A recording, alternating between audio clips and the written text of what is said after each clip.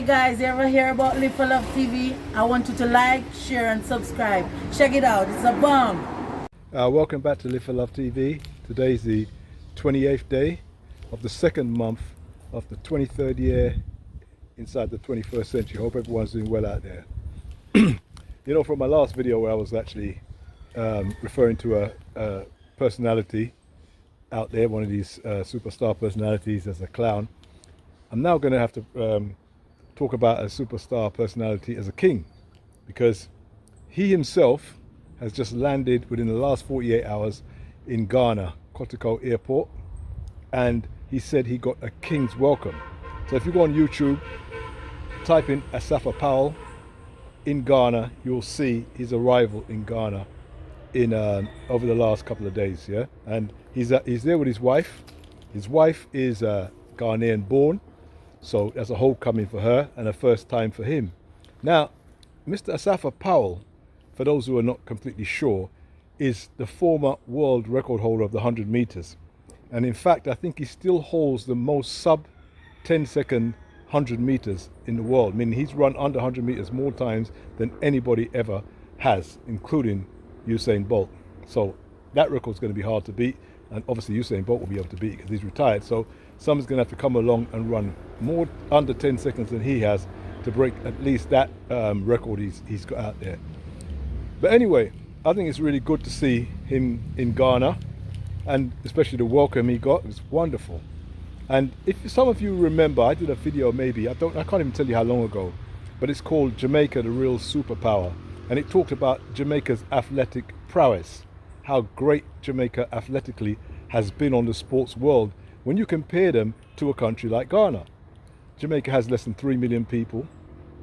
Ghana has 30 million people. Ghana got its independence from the same colonial masters that Jamaica did, but at least 5 years prior to Jamaica. Ghana has gold, it has silver, they have diamonds, they have so many different minerals, I can't even mention them. They've got land space, they've got a GDP that outstrips Jamaica by so much. But yet, as I said before in that video, somehow Jamaica is able to bring home gold and after gold after gold after gold with the same genealogy, I think, as Ghanaians. And Ghana has never won a single gold medal at the World Championships or the Olympics. So there's something wrong with that. That's why I call Jamaica a superpower. So to see him being invited over there, and their sports minister for Ghana has now said that he's over there to encourage the young people in Ghana to be able to become the next superstars for Ghana, to brand them. And that's wonderful. I think that not only Ghana, but all of the sub-Saharan countries in Africa should be inviting the Caribbean athletes, not just Jamaicans, but the Caribbean athletes that have done well at the Olympics, World Championships and Commonwealth Games, and seeing if they can have some kind of cohesion between them and kind of let that rub off and let people realize what's possible and what can happen, you know, because Africa is lagging, really lagging behind some of the Caribbean countries. In fact, where Ghana could actually help back, reverse and give back to Jamaica is in football. Because in 1998, Jamaica got to the World Cup before Ghana. And since then, Ghana has got to the World Cup more times than Jamaica. So you see what's happened. Jamaica got there in 1998 and never been back.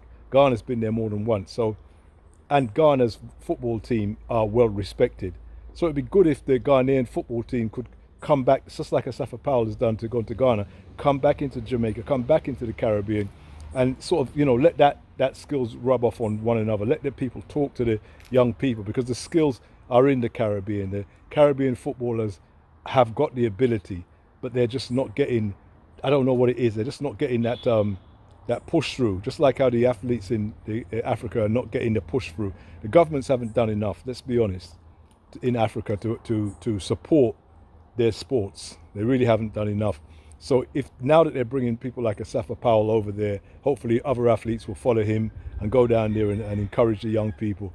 This would be a great back and forth between the Caribbean and Africa.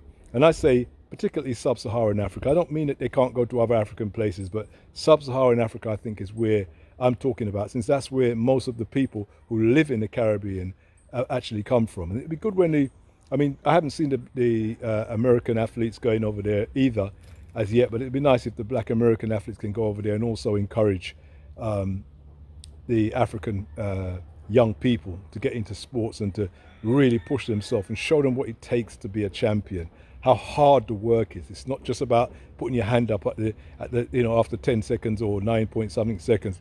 You have to work day in, day out, day in, day out. You have to go to bed early. You have to get plenty of rest. You can't be out there partying, red striping, smoking, in the clubs till 4 or 5 in the morning. You're not gonna become a champion like that. So it'd be good to get some of that, that back and forth from these athletes and these footballers from one another, so that they can encourage one another and we can help bring one another up. And that's what Live for Love TV is here for. So I hope this video goes out to everybody who's involved in that kind of thing, and I hope we can move this thing forward. Take care. Live for Love TV.